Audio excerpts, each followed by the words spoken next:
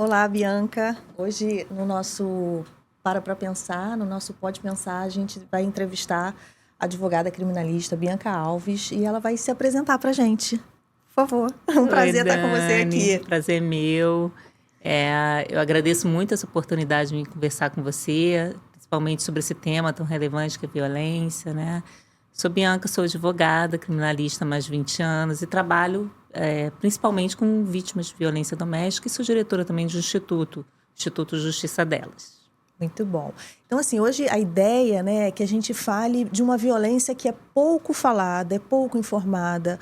Os advogados, inclusive os advogados, né, de família, sabem pouco, sabem atuar muito pouco. E muitas vezes o custo, né, de uma parceria com um criminalista acaba ficando inviável para a mulher que é vítima de violência doméstica. Então, a nossa violência hoje mais falada aqui vai ser a violência patrimonial. Então, o que eu quero, Bianca, é que você ajude a gente a compreender melhor como é que acontece essa violência patrimonial e trazer para a gente, porque assim, a minha experiência, né, no direito de família, muitas vezes como perita do próprio, né, perita judicial, a gente vê quase todos os processos existe a violência patrimonial. Então, assim, fala comigo sobre esse tema. Nós temos a Lei Maria da Penha, vou iniciar falando sobre a própria lei. A Lei Maria da Penha é uma lei reconhecida mundialmente, assim, como uma arma poderosa das mulheres brasileiras contra a violência doméstica. Dentro da lei, nós não temos os tipos penais. Então, a lei traz só quais são as violências. Só o único tipo penal que foi incluído depois de algum tempo foi o crime de descumprimento da medida protetiva. Então, todos os outros tipos penais, todos os outros crimes estão no próprio Código Penal. A Lei Maria da Penha fala dos diversos tipos de violência doméstica e dentre esses tipos de violência está a violência patrimonial. O problema é que o Código Penal, assim como também não existia o crime de violência psicológica, que foi inserido há pouco tempo, Recentemente, não tem o tipo penal de violência patrimonial específico. Então, o que nós fazemos? Assim como nós fazíamos lá no tipo penal de violência psicológica, que a gente ficava buscando ali injúria, difamação, calúnia, para poder incluir, nós temos que procurar no Código Penal tipos que fazem referência a esse tipo de conduta. sim, porque na verdade a violência não necessariamente é um crime. E exatamente, Não. né? Só para a gente ficar mais claro, para a gente poder entender que o fato de ser uma violência patrimonial, de ter ocultação, de existir fraude, não tem uma tipificação, ou seja, não é um crime, muitas vezes você não consegue punir esse agressor. Exatamente. Então, o que nós fazemos? Assim, o advogado que é especialista, ele tem que olhar, especialista criminal, digamos aqui, né? Porque o problema maior é que muitos familiaristas, a gente até estava conversando antes, querem ingressar nessa seara penal. A indicação é que procure realmente um advogado criminalista ou algum local que vá te atender com um profissional, né, específico da área. Enfim, nós procuramos dentro do Código Penal quais são os tipos. Então, o que a Lei Maria da Penha fala? Destruição, ocultação, subtrair. Então, esses são os verbos ali da Lei Maria da Penha. Subtrair bens, ocultar bens, danificar bens. Isso tudo é crime, seria a violência patrimonial, que não tem o tipo penal. Aí nós vamos lá no Código Penal. O que nós temos como subtrair? Furto, por exemplo. Uhum. Nós temos como dano, quando você danifica algum bem, algum documento da vítima. Então, por exemplo, muitas mulheres têm carteira de identidade rasgada, carteira de trabalho rasgada. Nós temos também como violência patrimonial muito comum, na época da pandemia, as pessoas pegavam auxílio emergencial da vítima. Uhum. Então, subtrair, né? Recurso financeiro, né? Uma apropriação indébita, poderíamos assim pensar em alguma coisa assim? Isso. Então, nós temos, por exemplo, eu vi casos, né? Atendi casos de pessoas, uma moça que tinha acabado de montar um salão de beleza e o agressor foi lá e quebrou o salão de beleza todo dela. Uhum. Vi casos de rasgarem a carteira da Ordem dos Advogados do Brasil, uma advogada, pegar o computador da vítima e quebrar o computador da vítima. Isso tudo é violência patrimonial. Uhum. Nós temos outras violências também, em ocasiões em que, por exemplo, a vítima tem uma condição financeira melhor, está numa relação, por exemplo, o agressor pega, faz uma holding familiar e coloca tudo dentro dessa holding familiar. Na verdade, hoje, a holding familiar, né? quando a gente fala principalmente de empresários, ela está sendo usada como, assim, socialmente aceita como uma forma de fraudar o regime de bens. Assim, descaradamente. Isso é uma fraude. Isso é uma fraude. Inclusive, o Dr. Rolf Madaleno, né, que é um jurista também muito atuante, né, no direito de família, ele traz muito essa questão, né, e aí ele propõe até uma questão, né, de alimentos compensatórios, mas a gente sabe que na prática os juízes não aceitam isso, embora seria uma forma de você reduzir o prejuízo financeiro dessa mulher, que foi... porque quando você fala de uma holding familiar, você tem uma série de profissionais da contabilidade, do direito, de várias áreas, né, que vai fazendo uma estruturação de fraude. Só que dinheiro, ele deixa rastro. Lógico. E assim, essas pessoas que têm uma situação muito boa financeira, o que elas fazem? Primeiro, elas casam normalmente com uma separação total de bens. Então, a mulher chega... o primeiro caso que eu atendi de violência doméstica, inclusive, foi um caso assim. Ela chegou para mim, ele para de pagar os alimentos, que é uma forma de violência também. Patrimonial, que agora já está sendo até reconhecida, né? Isso. Vamos dizer assim, porque tá lá na lei, mas de forma prática, às vezes a gente não tem decisões, os juízes não... Porque demora. Porque mesmo a gente tendo alimentos provisórios, demora. Sim. Então, o que o cara faz para ela voltar?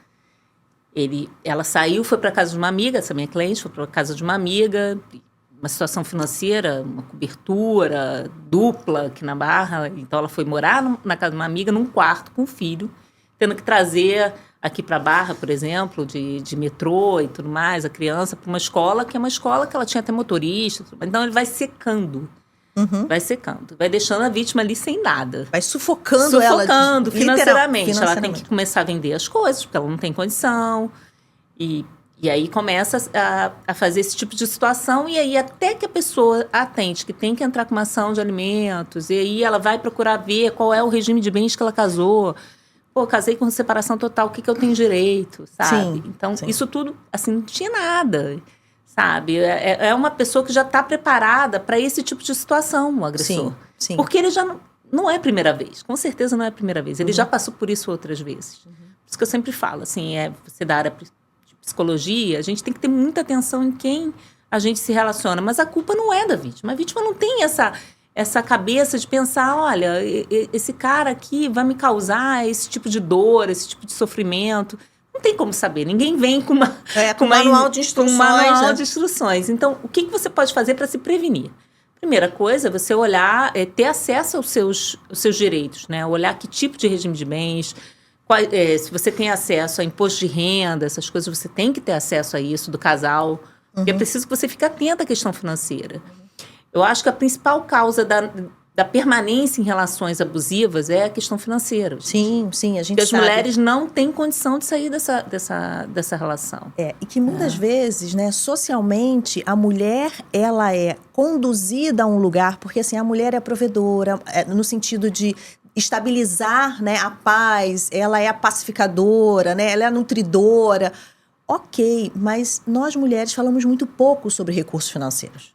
Nós não somos ensinadas desde muito cedo que a gente precisa fazer um patrimônio nosso e que aí eu escolho se eu quero partilhar. Porque quando a gente fala, né, do regime de bens, você trouxe um caso que é um pouco mais difícil. Ou seja, alguém que já tenha, né, esse segundo casamento, que já tenha um patrimônio. Então, isso precisaria ser conversado e falado, olha...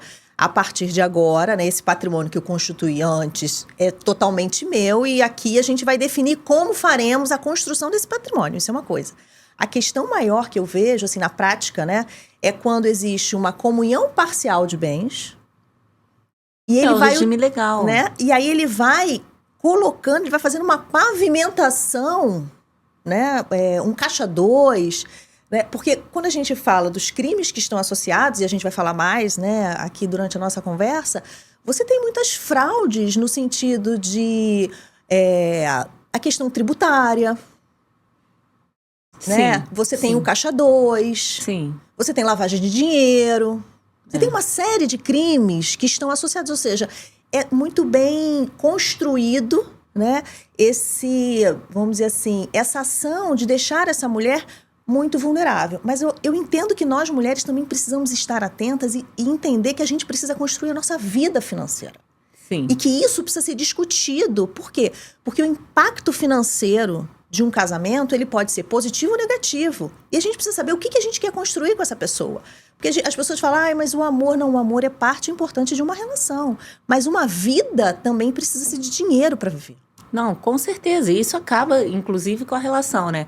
Eu Sim. acho, assim, que é importante, por exemplo, você ter acesso à documentação e conversar muito sobre a questão financeira com seu companheiro. Sim, antes até de casar, né? Antes de casar. A questão da fraude, eu tive alguns casos de fraude, tem alguns mecanismos jurídicos que você pode utilizar, inclusive no direito de família. Uhum. Você pode pedir a quebra de sigilo bancário, quebra de sigilo fiscal, você pode ir atrás dos bens você sabe que ele colocou em nome de terceiros. Sim.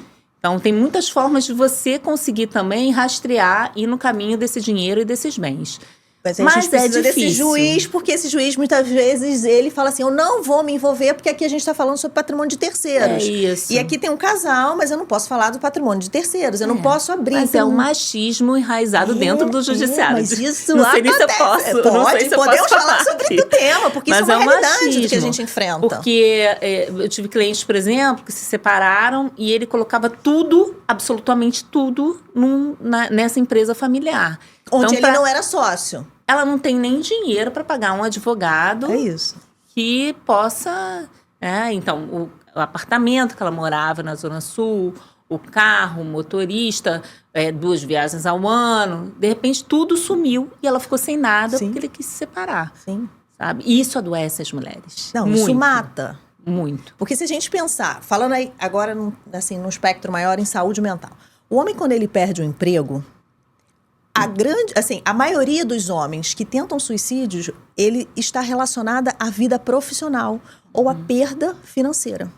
Então, se um homem, né, que trabalhou, que teve a sua vida, teve uma grande perda financeira, ele tenta o suicídio, o que vai acontecer com essas mulheres que não vêm nem perspectiva, porque muitas não têm nem escolaridade para fazer esse movimento? Outras, esse agressor, ele insiste para que ela pare de trabalhar, para que ela não dê seguimento à carreira, ou seja, ele vai minando toda a possibilidade dela gerar uma renda para que ela fique justamente, assim, vulnerável a esse domínio financeiro dele. E a gente sabe que isso é uma realidade muito grande. No Brasil inteiro. Tem casos de agressor que, por exemplo, impediu de tirar a carteira de motorista, impedia de fazer cursos. Ela tinha que dizer para onde ela ia, com quem ela ia, o que ela estava gastando. Pessoas assim com uma condição financeira muito boa, se ela comprasse uma peça íntima, tinha que avisar. Isso tudo comprovado. Assim. Controlado, né? Isso tudo era controlado. Muito controle financeiro e muito controle psicológico, assim, uma manipulação muito intensa. E para a mulher sair disso é muito difícil. Sim. Precisa de um apoio psicológico muito grande para poder se ver nessa situação de violência e conseguir sair dessa situação. E aí vem a segunda batalha, que é a parte judicial. É você enquadrar essas coisas que acontecem dentro dos tipos penais, que é difícil. Não é uma batalha fácil. Eu sempre falo, olha, você está disposta, a gente pode prosseguir. É uma batalha difícil? É uma batalha difícil, mas a gente vai fazer tudo que está ao alcance para conseguir a penalização. Mas nem sempre essa sentença, essa penalização vai ser o suficiente. Porque às vezes você ingressa com uma ação e você vai ter, uma decisão final 15, 20 anos depois. Muito tempo. E o fato de você ter uma decisão não significa que você vai conseguir receber, ou seja, fazer a execução dessa decisão. Valores. Exatamente. Então ela pode passar 20 anos brigando e pode no final não receber nada.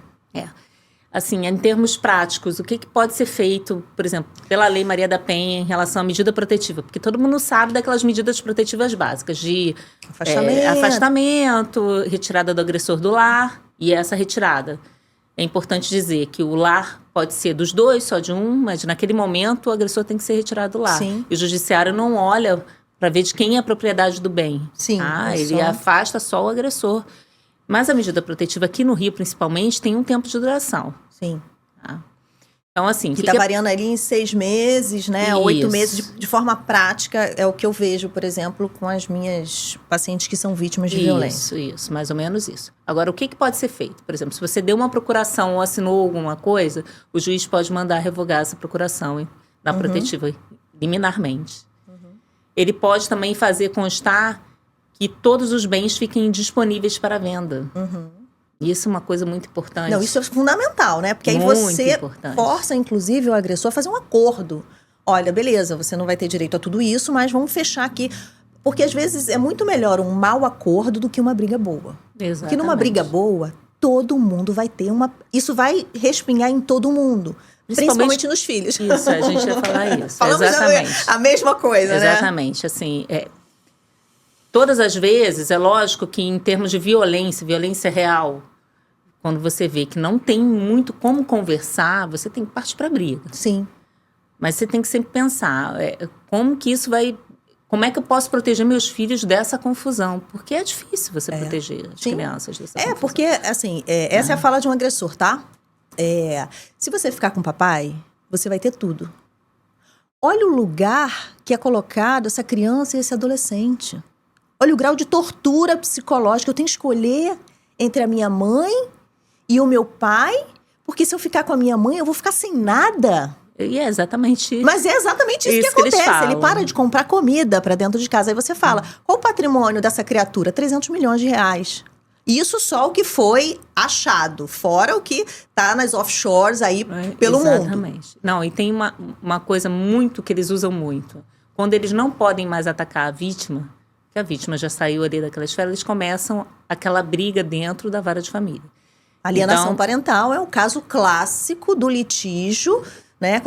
E hoje o que eu vejo mais são litígios por uma condição financeira, única e exclusivamente, né? Porque eu acho que o fato de uma das partes pedir o divórcio e isso ser, né, aceito, ou seja, esse casamento poder ser desfeito naquele momento, isso foi muito importante para proteger muitas mulheres disso, porque antigamente você tinha que, né, dizer de quem era a culpa. Exatamente. E hoje você não precisa mais disso. Não precisa mais. É muito importante que, assim, se eu não quero mais estar casada com você, eu posso exercer o direito de não estar mais casada com você, mas não significa que eu te queira mal. Significa que eu não quero mais estar com você. Exatamente. E, assim, essa é a preocupação. Nesse litígio, o que eles fazem? Por ter mais condições financeiras, normalmente, justamente porque ocultou o patrimônio, fraudou, né? ou ficou com a maior parte do patrimônio. E por quê? Exatamente. Muitas mulheres têm o trabalho de ficar com os filhos, e isso é uma coisa que a gente precisa falar bastante. Esse trabalho diário, né? Diário, e esse trabalho que é um trabalho de cuidado, que a gente precisa falar. Porque se aquele homem chegou onde ele está... É porque aquela mulher esteve ali o tempo inteiro apoiando e cuidando dos filhos. Isso é uma coisa muito importante que a gente tem que sempre falar. Porque, assim, elas chegam e falam, olha, eu não trabalho. Não, você trabalha. Você trabalha muito. Você não é remunerada por isso, é outra coisa. Exatamente. Porque você não tem uma babá, você trabalha em casa, você faz as coisas, você busca seus filhos, então, existe um trabalho de cuidado que normalmente é designado uma questão histórica para as mulheres. Então, por conta dessa questão toda, a mulher fica sem saber muito para onde ir e fica sem condição financeira para pagar um advogado, muitas vezes. Sim. E aí, esse homem contrata um advogado, que ajuda a ocultar esse patrimônio e a impedir e a dificultar os alimentos também. Isso aí é uma coisa corriqueira e quando não tenta tirar a guarda dos filhos. E eu tenho clientes que ficaram sem, por conta...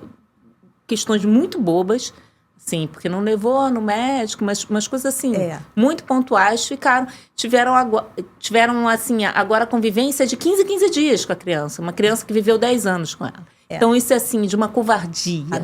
Absurda. Isso é uma forma de violência contra a mãe e contra essa criança. E eu não entendo como é que o judiciário fecha os olhos para essas coisas e como é que continua, assim, aceitando essa lei louca que é a lei de alienação parental. Eu tenho, assim... muita dificuldade com isso, porque existe pesquisa e é uma arma realmente, porque 80% das mulheres, dos casos de alienação parental no Brasil, são promovidos contra mulheres. Isso. Eu queria, assim, reforçar isso em 2 pontos, né? O primeiro é que a importância do advogado, né? Porque tem advogado que ele é beligerante, ele quer guerra e ele ganha na guerra. Então, os honorários dele, quanto maior, né, mais tempo levar esse processo, mais ele ganha, porque ele distribui, né, os honorários dele pelos anos de litígio. Então, um advogado familiarista muito famoso aqui da Barra. Eu né? sei quem é.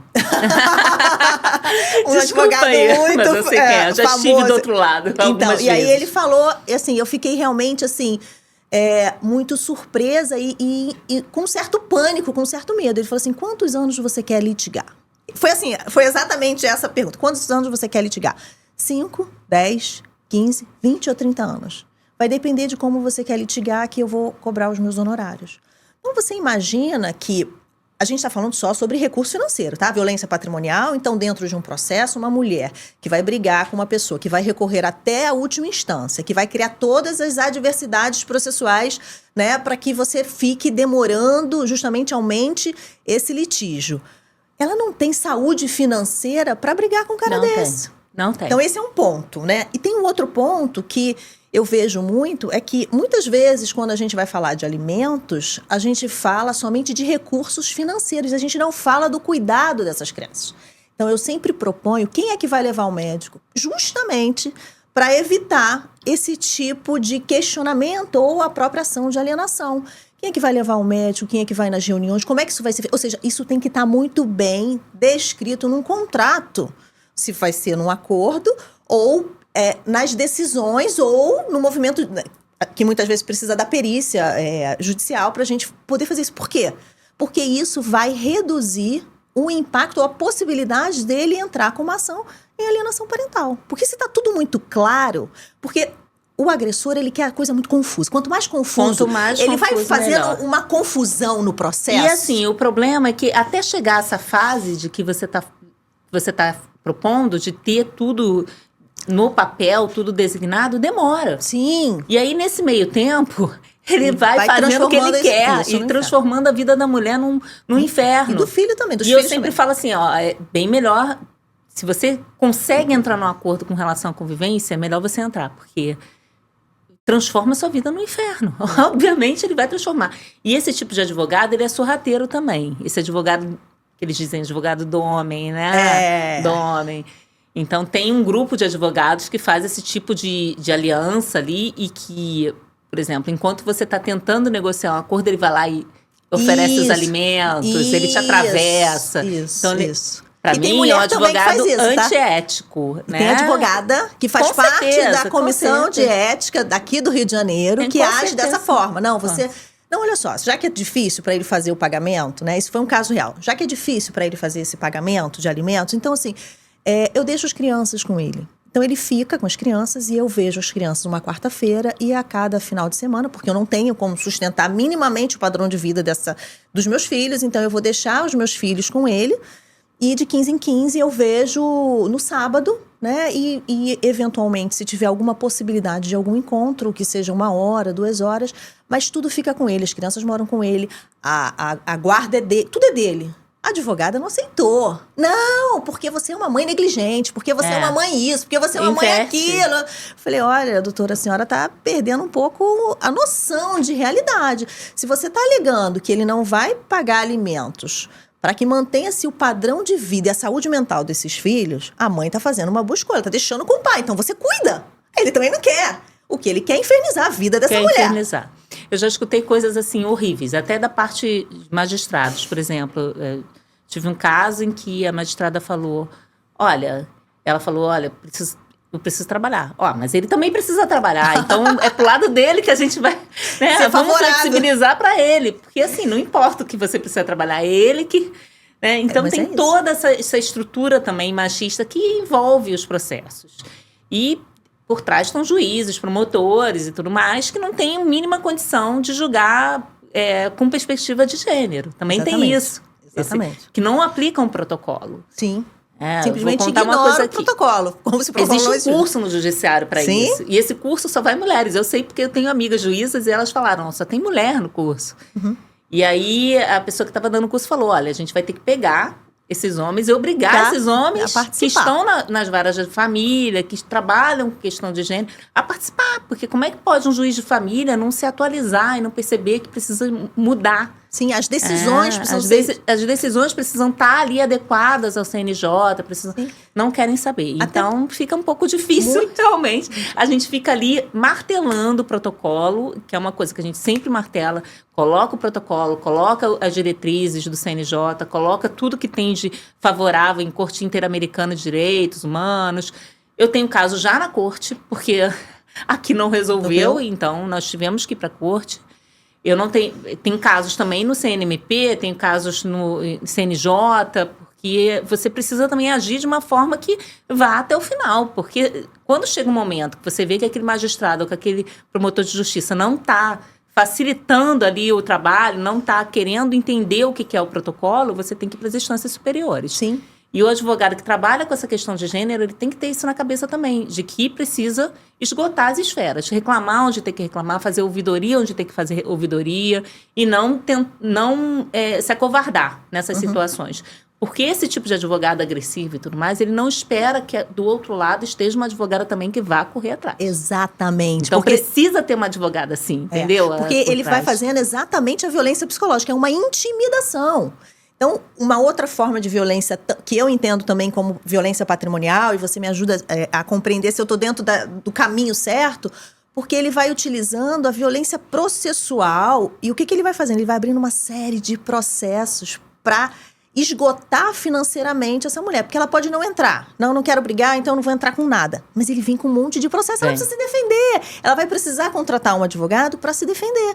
Porque ele entra com queixa-crime, ele entra com ação de indenização, ele entra com tudo que você possa imaginar para tentar minar os recursos financeiros dessa mulher. E ele vai perdendo coisa por coisa. E tem isso também. Né? Porque se do outro lado tem uma advogada ativa, ele vai perdendo, mas mesmo assim ele vai entrando. Mas essa mulher vai tendo uma violência psicológica de estar o tempo inteiro numa litigância. Então você vai perdendo saúde mental ao longo do processo. Ele também perde saúde mental, porque a vida dele vira obsessão, vira essa mulher, porque já que ela não vai estar comigo, ela não vai estar com ninguém, ela não vai ter saúde mental para viver nada na vida dela.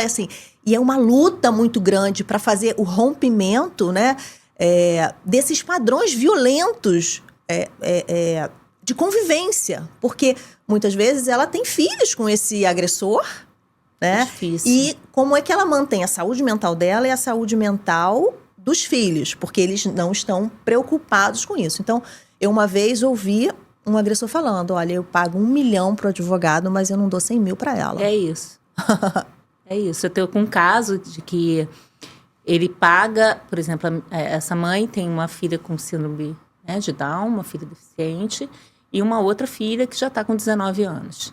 Ele paga a viagem para essa filha, né, que está com 19 anos e que não tem nenhuma deficiência, e para o namorado, mas não namorado da filha, né? Namorado da filha. Mas não paga para a mãe, para mãe levar a filha com deficiência para, por exemplo, um prêmio que ela ia receber num outro local. Então, assim, é uma forma de... Com ela, não dou nada. Para ela, não dou nada. Não importa se isso vai atingir meus filhos, se não vai atingir. E tem uma condição financeira, sim, é milionário. Tem uma condição financeira que pode muito bem pagar. Mas não paga porque não quer. Porque quer ficar ali espizinhando. E isso acaba, né, interferindo nos filhos. Não está nem aí. Com certeza. Eles não estão nem aí. É muito difícil. Toda essa questão é muito complicada. E, assim, eu acho que um ponto de atenção para a mulher que está entrando numa relação...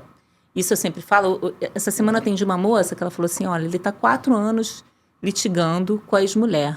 E ela me pediu, e ela estava me pedindo para entrar com uma medida protetiva. Eu entrei e tudo, eu falei assim, olha, é um ponto muito de atenção. Porque se ele está há 4, 5 anos litigando com a ex-mulher, você já tem que pensar, poxa, por que ele está esse tempo todo? Por que ele não chegou a um acordo? Ele é uma pessoa difícil.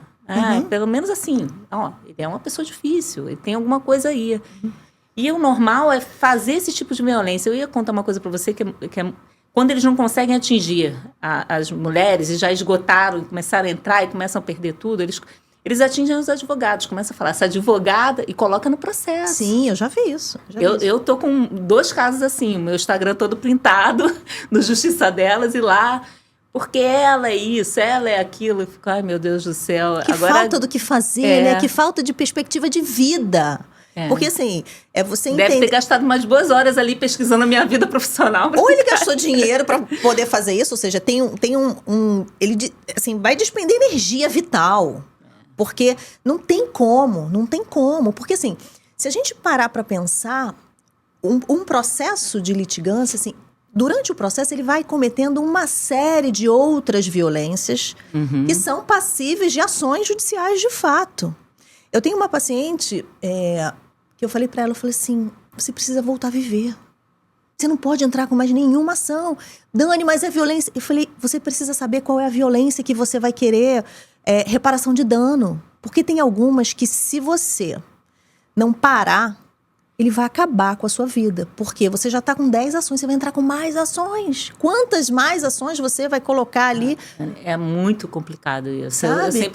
Eu já cheguei e já conversei com uma cliente minha, porque isso também tem uma questão de ética, né? Você chega e fala assim, olha, será que não está na hora da gente...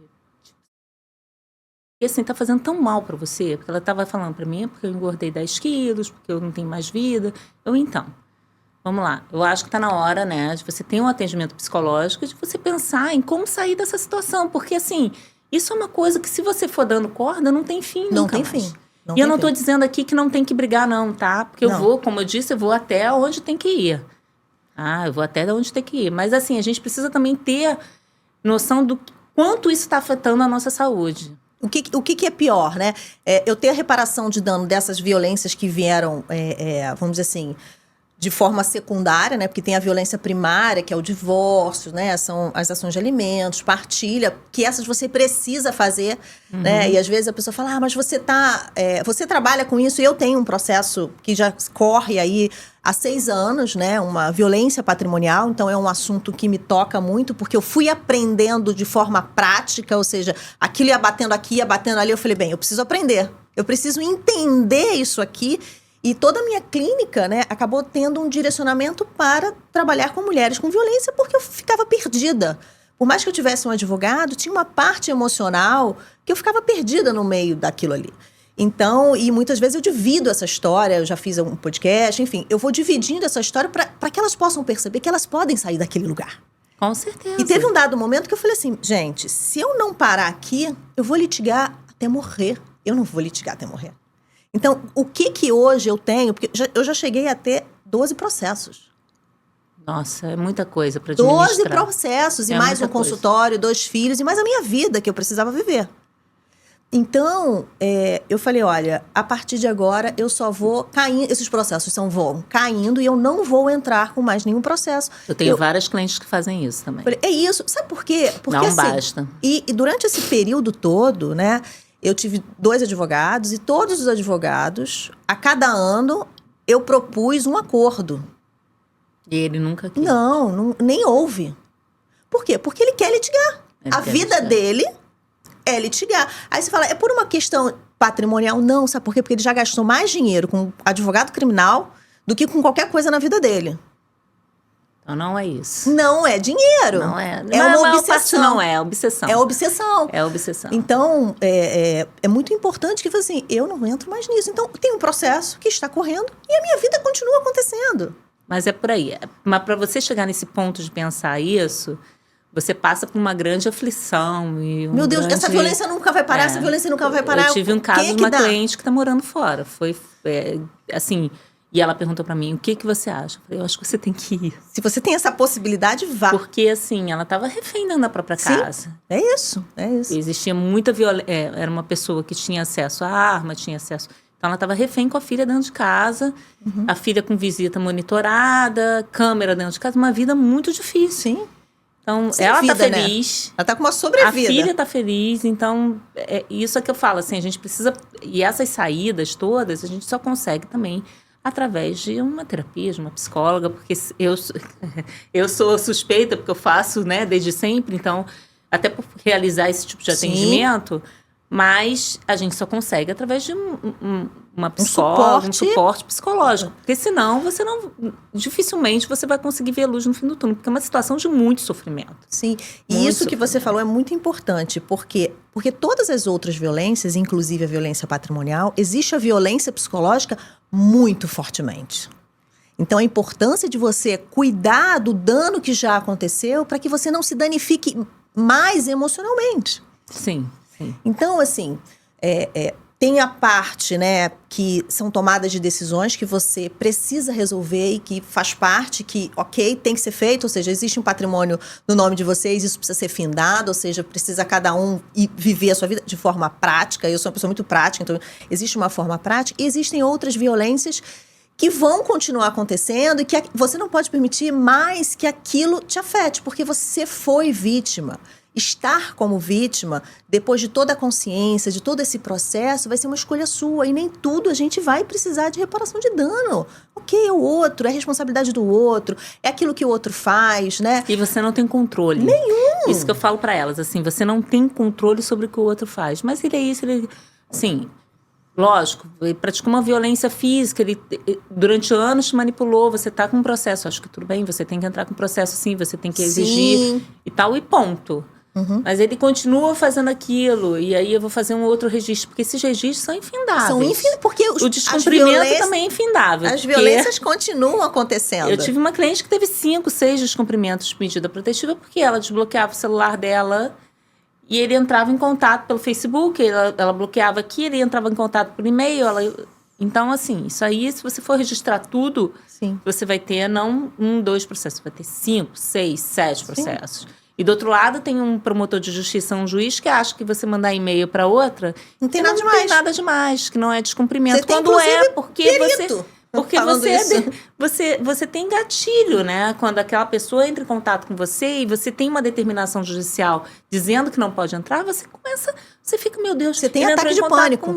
Você tem ataque de pânico. Mas não adianta. Basta uma mensagem, porque assim, é um condicionamento, né? Então, aquela pessoa é violenta, violenta, violenta, violenta. Aí eu tenho uma medida de afastamento. Então, ou seja, o meu cérebro já entendeu que aquela pessoa é violenta. Então, basta a mensagem, o nome aparecer no celular que a pessoa vai entrar naquele processo anterior de violência. Então, isso é muito importante que a gente fale, porque aquela pessoa começa a ter uma crise de ansiedade. Em algumas situações, ela começa a ter crise de pânico, pelo simples fato do nome daquele indivíduo. Porque aquele indivíduo é um indivíduo violento e ela já passou. Então, isso chama-se evocação de memória de um evento traumático. Ainda tem uma situação, assim, jurídica que é pior.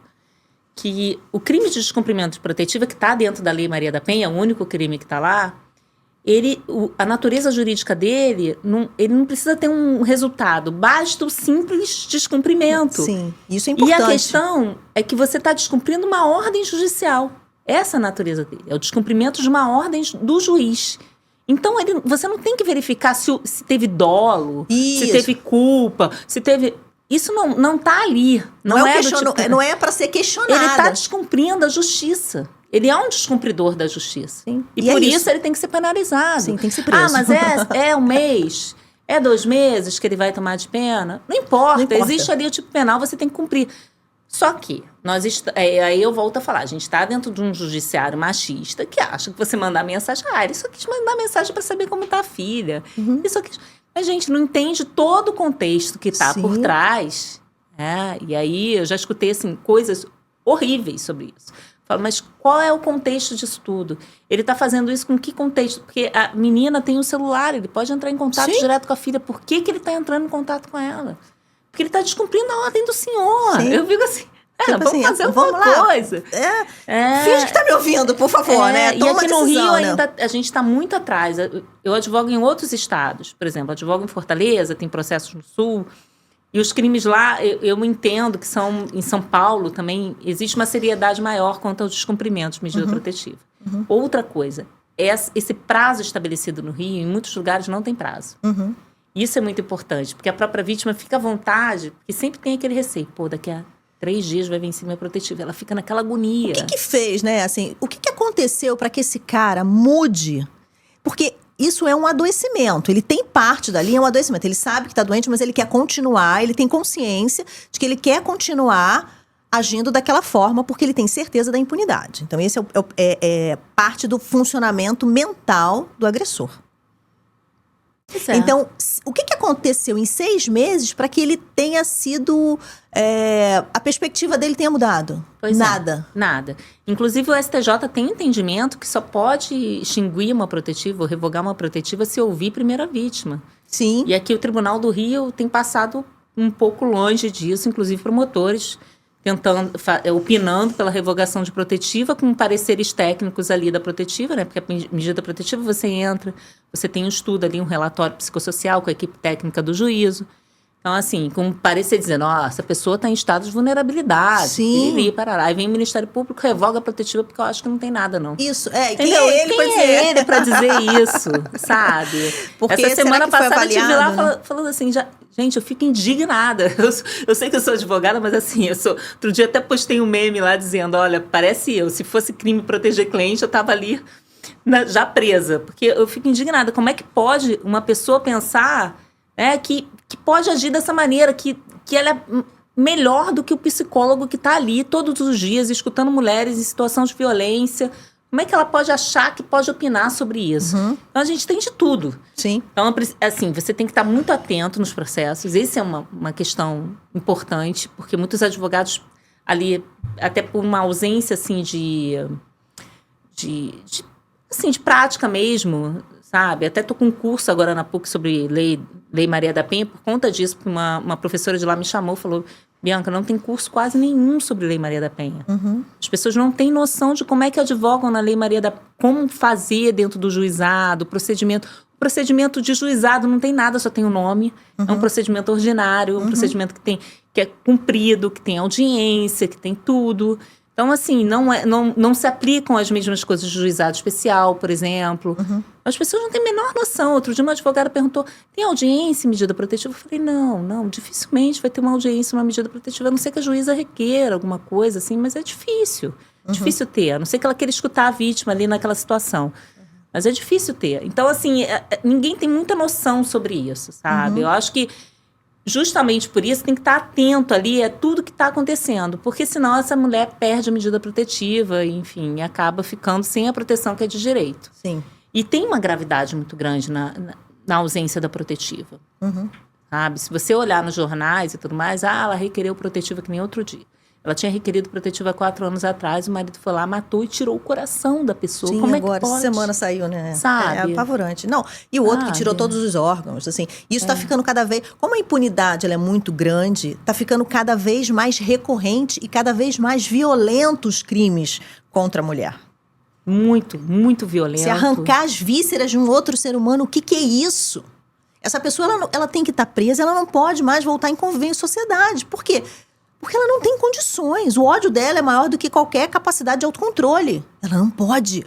E assim, quando eu falo, olha, você está em risco, porque é importante que as mulheres entendam que estão em risco também. Sim. E a maior parte dos casos acontece porque a mulher não consegue compreender que... ele não faria isso comigo. Vai fazer bem pior. E não compreende que existe um ciclo da violência. Sim. E que aquele ciclo vai ficando cada vez mais grave. Sim. Chega a violência física, começa com um empurrãozinho dali, uma chacoalhada dali, daqui a pouco tá te batendo, daqui a pouco você tá sem poder sair de casa, e aí as coisas vão ficando cada vez mais graves. Sim.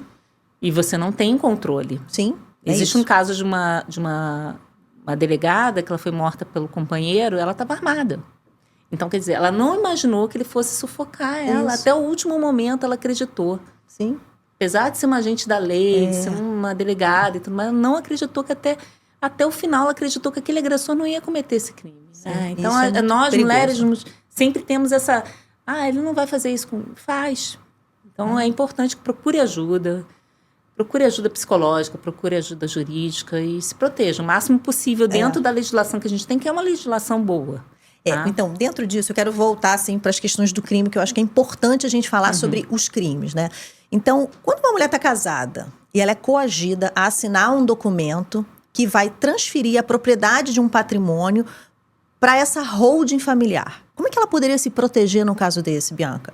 Porque saiu uma decisão, eu estou te falando porque isso é um caso real, tá? Saiu uma decisão onde o juiz disse, não, isso aqui vai ficar fora porque ela assinou.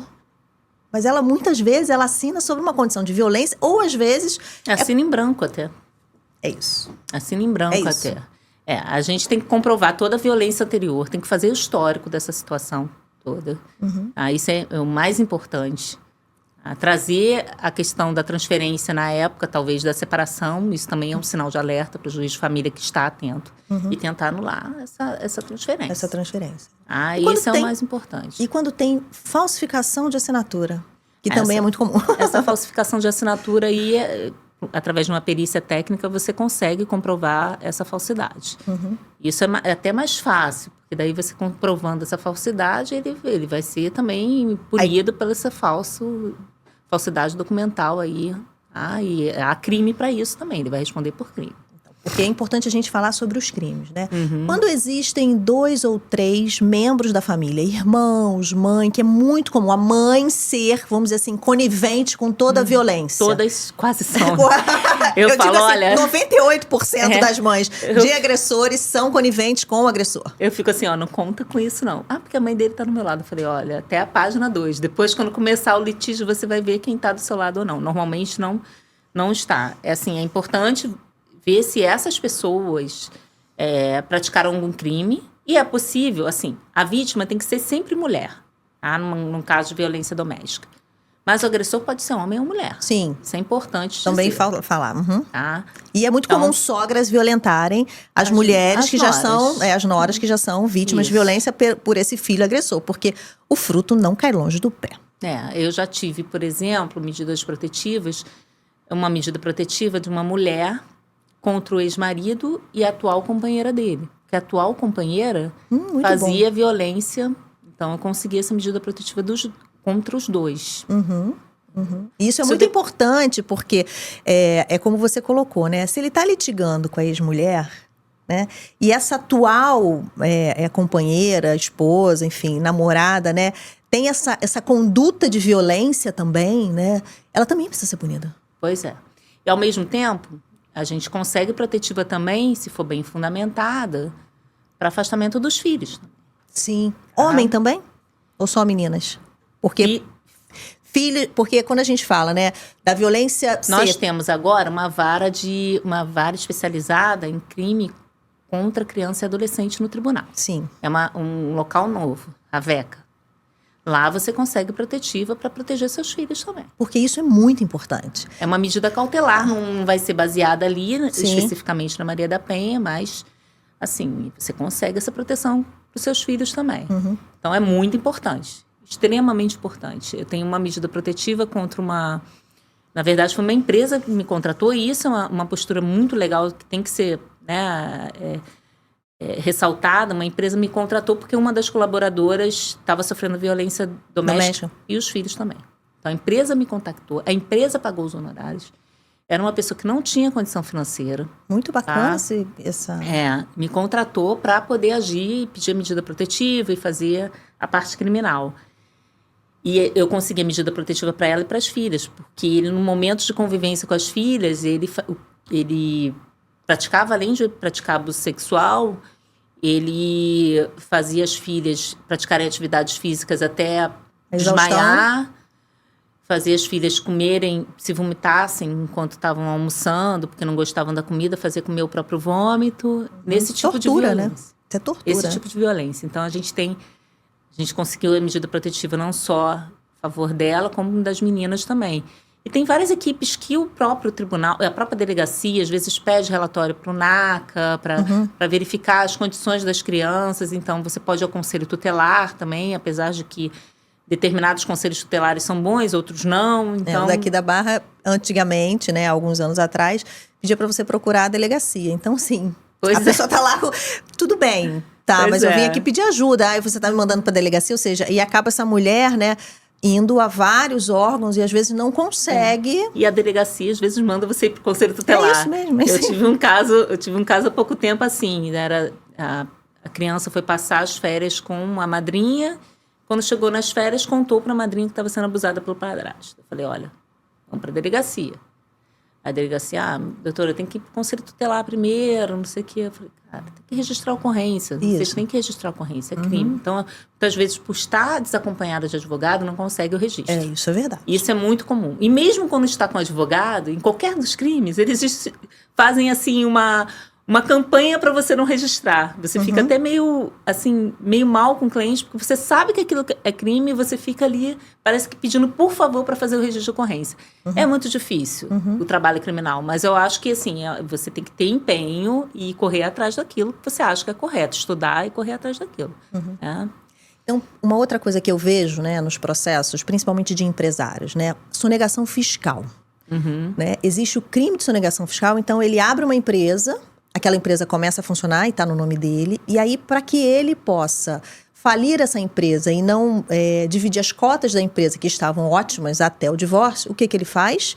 Ele vai parando de pagar os impostos dessa empresa, essa empresa vai falir e ele vai abrir uma nova empresa no mesmo segmento, com as mesmas características, aí muda um pouquinho um sócio ou outro. Só para não dividir as cotas. Só para não dividir as cotas e ainda gerar um prejuízo financeiro para essa mulher. Isso é fraude. Mas aí você precisa ter todo o rastreio desse dinheiro aí, todo o rastreio de como isso foi feito. Se essa mulher, por exemplo, entrar com uma ação criminal, ela consegue mais facilmente esse rastreio dessas informações, porque muitas vezes na vara de família, o juiz ou o desembargador diz que assim, não, isso aqui é patrimônio de terceiros. Mas isso está gerando um prejuízo para essa pessoa especificamente. Eu acho que pode ser que ela consiga com mais facilidade, porque o juiz criminal, ele sabe dos mecanismos que podem ser feitos para poder... Porque aqui existe um crime, né? Exatamente. Crime de sonegação fiscal. Isso é um crime. E tem a fraude contra a própria questão do patrimônio ali, de você tirar, fazer essa conduta dolosamente para prejudicar um terceiro. Uma fraude. Tem várias fraudes dentro desses processos de partilha. Sim. E eles estão ficando cada vez mais audaciosos e procurando especialistas na área fiscal, tributária, para poder... Advogados tributaristas, exatamente. O que eu posso fazer aqui para tirar, para poder fraudar e essa mulher fica sem nada. Sem nada. E assim, comunhão parcial e assim, nada. Assim, a pessoa fica ali 10, 15, 20, 30 anos. E dependendo da idade dessa mulher, ela não vai ter tempo para acumular um patrimônio, nem que seja assim, 20, 30% do patrimônio que ela está perdendo ali. Tem muito, assim. E aí causa um prejuízo muito grande, porque na hora da separação, comunhão parcial, tá bom, vamos lá. Essa empresa aqui fica metade sua, não tem problema não, fica metade para você. A mulher não sabe a saúde financeira da empresa. Essa daqui fica... Eu tive um caso aqui mesmo na Barra, fica metade para você, isso aqui fica metade para você. Na hora que ela foi fazer o imposto de renda dela, que ele sempre fazia o imposto de renda, ela foi olhar as dívidas, que ela foi averiguar e tudo mais, nossa, assim, uma coisa sufocante, sabe, de dívidas que ela não tinha a menor condição de pagar. Então, eles vão fazendo esse tipo de situação. Outra coisa, não assine nada com o advogado da outra parte. Procurem um advogado antes de assinar ainda que seja um defensor público para poder te dar alguma orientação, porque às vezes essa mulher não tem recurso financeiro para buscar, né? Então, vá na defensoria pública, por favor. Não assine nada, porque normalmente o advogado contratado por esse cara, pelo agressor, de repente nem é um agressor, mas, cara, é o seu ex-marido. E ali naquela hora... você conhece a pessoa quando você está se separando ou quando você está casando. Então, procura um advogado, vai dar uma olhada e vamos ver como é que vai fazer, o que você tem direito, o que você não tem.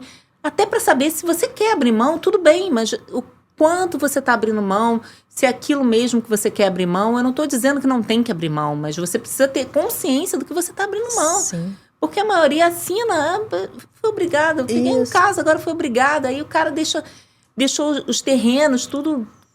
Fez ela passar tudo para ele, ela passou tudo. Até hoje ele não registrou, tá com dívida de IPTU. Isso. Dívida de não sei o quê. Quando eu fui puxar lá, eu falei assim, gente, você tem, sei lá, 15 execuções fiscais contra você. É isso. E o carro, que ele disse que ia transferir pro nome dele, um carro de, sei lá... 600 mil. Um milhão. Uma Ferrari. Eu não sei nem quanto é que custa. Pois é, uma Ferrari. Besteira, a Ferrari não coloca no nome dele porque ele tá com outros processos. Sim. E aí tá no nome dela, cheio de multa. Ela perdeu a carteira de motorista. Sim. E esse tipo de violência. Isso é uma violência patrimonial. Ou seja, tá tirando recursos financeiros dessa mulher, né? Exatamente. Então, por exemplo, num crime... Isso seria um crime de estelionato? Como é que é isso? Explica pra gente, assim. O que poderia, por exemplo, nessa situação... Que crime que poderia, assim... ser enquadrado? Assim, a gente tem uma dificuldade grande nisso, porque na verdade, ela assinou um acordo… Lá atrás, né? Lá atrás, com cláusulas contratuais, obviamente, desfavoráveis a ela. Então, isso tudo é um problema, assim, para o judiciário. Esse judiciário que não vê muito fora da caixa é um problema. Então, você tem que comprovar que ele está agindo dolosamente para tirar, né, fraudando ou não colocando no nome dela e tudo mais, e entrar com uma ação, talvez com uma fraude, alguma coisa. Mas, assim, é difícil de você colocar no tipo penal, justamente porque você não tem um tipo penal ali de violência patrimonial que deveria existir. Sim, então, mas a gente não entra como violência patrimonial, até porque eu quero te fazer uma pergunta sobre escusa absolutória. Mas ele não entra como a violência patrimonial e a maioria das vezes eu falo, olha, você vai consultar o advogado, mas assim, você precisa entrar diretamente no criminal. Você vai entrar com a ação de família e você vai precisar de um advogado criminalista, você vai precisar conversar com o criminalista, até para você fazer esse processo, porque aqui, direito de família, pode ser que você consiga. Pode ser. Pode ser que essa decisão seja reformada. Pode ser. Mas o crime, o que é crime, vai ser condenado. E crime é uma coisa muito objetiva. Esse é que é o grande problema. Por exemplo, o crime de violência psicológica, ele tem sido esvaziado pelos promotores. Total. Porque eles exigem laudo. Primeira coisa, que exige laudo psicológico, laudo psiquiátrico. E eu tenho casos que eu tenho os 2 laudos e não é denunciado. Ele continua questionando, 2 profissionais da área de saúde, continua questionando. Porque há uma saída também para alguns casos em que a mulher já está adoecida e tem outros milhões de crimes ali, mas a violência psicológica é um deles. Então, você tem que procurar saber qual o crime que tem mais provas e que você tem uma chance maior, isso é estratégia. Igual eles fazem. Você tem que ter estratégia. Mesmo sendo vítima, você precisa ter estratégia. Eu não gosto nem dessa palavra vítima. Uma mulher em situação de violência, né? Você tem que ter estratégia para jogar, para também o seu argumento no criminal não seja esvaziado. Sim. E você tem que ter prova da materialidade do crime, você tem que ter prova, muitas vezes, do dolo, se for um crime que exige dolo. Então, isso tudo você precisa ter construído bem delineado para que você não entre com uma ação que depois ele possa usar contra você. Ó, aqui foi absolvido, ó. Ainda tem isso, porque eles são. Então, eu vou te contar uma experiência que eu vivi, tá? Com uma juíza que não está mais aqui no Fórum da Barra. Então, violação de correspondência. Ele pegou toda a minha correspondência do banco, porque eu estava exatamente fazendo um rompimento, e ele queria saber se eu tinha, de quanto que eu tinha de dinheiro, porque eu tinha uma conta, porque eu trabalhei muitos anos, separada e tal, para saber o que eu tinha de dinheiro, porque ele queria saber qual é a estratégia que ele ia usar para me sufocar financeiramente. Então, ele viola a minha correspondência, eu tenho as imagens, eu tenho a fala dele, ele entregando a violação, o material violado para o meu filho mais velho, tá? Tudo registrado. Aí sabe o que a juíza falou pra mim? Mas você sabe como vai ser difícil provar o crime de violência psicológica, né? É melhor você deixar isso pra lá. Você sabe que você vai ser muito exposta ao longo do processo.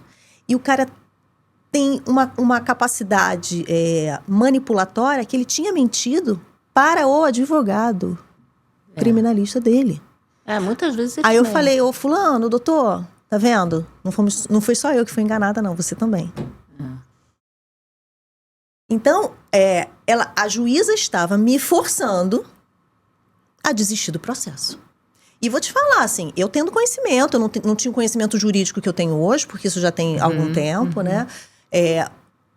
Imagina uma mulher que já está aí com um quadro de ansiedade, que já está com um quadro de depressão, que não tem um conhecimento técnico e às vezes não tem recurso financeiro para pagar um advogado para defendê-la. A condição é muito difícil. De vulnerabilidade dessa mulher. Muito difícil. Aí, junto a isso tudo, ainda tem uma lei de alienação parental. Então, assim, é tudo contra, sabe? É muita coisa contra. E, assim, a gente tem uma lei muito boa, mas a gente tem também muita coisa contra, principalmente porque a gente vive num sistema patriarcal e machista, que, infelizmente, o judiciário ainda está aí nesse ponto. Eu acho um ponto muito ruim. Eles não evoluíram, precisam evoluir, estudar mais a questão de gênero, a questão da violência, estudar mais as leis para poder ter uma noção. Agora, vamos falar da coisa boa, né? Porque só isso daí. A gente tem casos, sim, de condenação de violência psicológica. Nós temos 2 juízas na capital muito boas, ativas e que têm especialização em gênero. Tá? A doutora Luciana Fiala, a doutora Camila, são 2 juízas extremamente atentas e muito boas no combate à violência, que colocam ordem na audiência, Sim. sabe? E que não deixam revitimizar.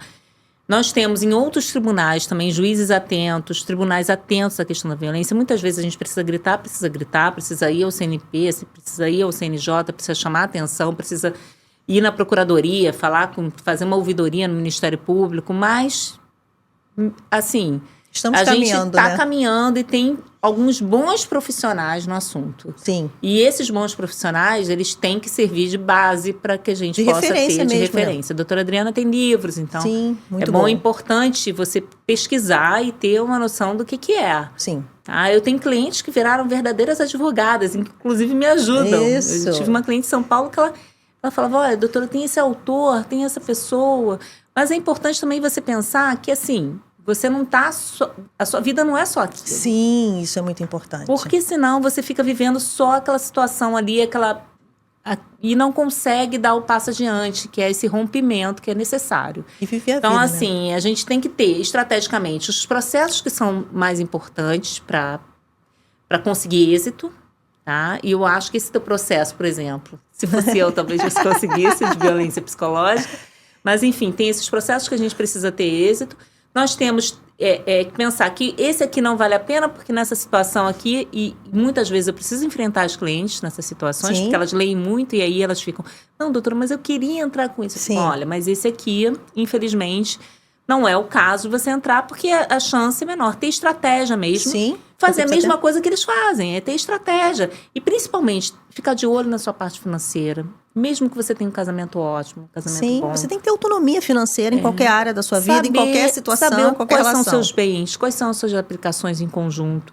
Isso não quer dizer que você não possa ter bens em conjunto, em condomínio, em conjunto, e planejar uma vida junto, mas ter tudo muito às claras, tá? Sim, o e diálogo, conversar né? sobre dinheiro. O diálogo a mulher não tem essa o hábito mesmo, o esse ensinamento. hábito. A gente não foi ensinada a falar sobre dinheiro. É feio falar sobre dinheiro para a mulher.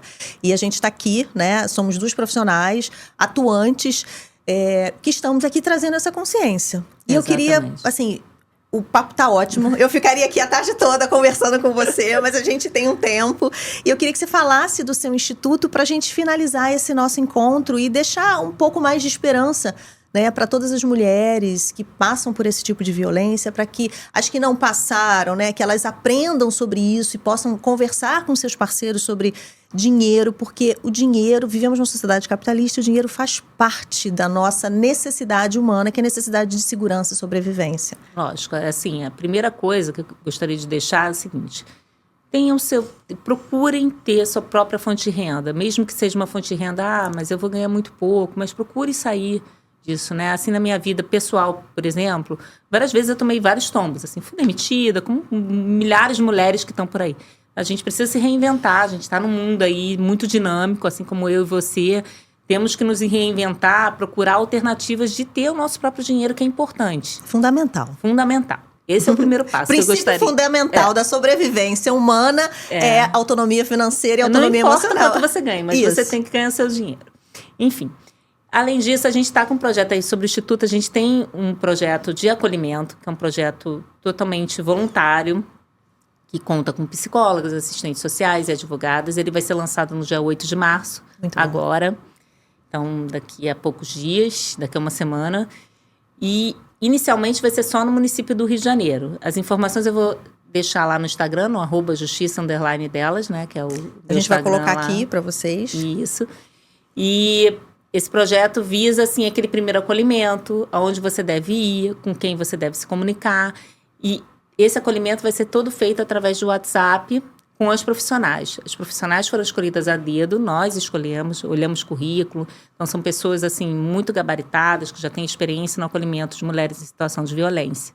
E a gente espera poder ter aí uma força das empresas e de outras organizações, porque o Instituto, obviamente, precisa de dinheiro para funcionar, para poder expandir esse projeto para todo o estado e que sair para o Brasil todo. É isso que a gente deseja, né? Nosso sonho é alto. É isso. E para a gente conseguir isso, a gente trabalha muito para chegar nesses lugares. É isso aí. Bianca, muito obrigada pela sua participação. É muito importante, né, que a gente fale sobre o tema, que a gente contribua com o conhecimento que a gente já adquiriu, né, ao longo da vida, que a gente possa unir e juntar mais mulheres para que a gente possa fazer efetivamente isso se tornar, né, uma realidade. Direitos humanos, porque a gente fala de violência, a gente está falando sobre direitos humanos fundamentais, né?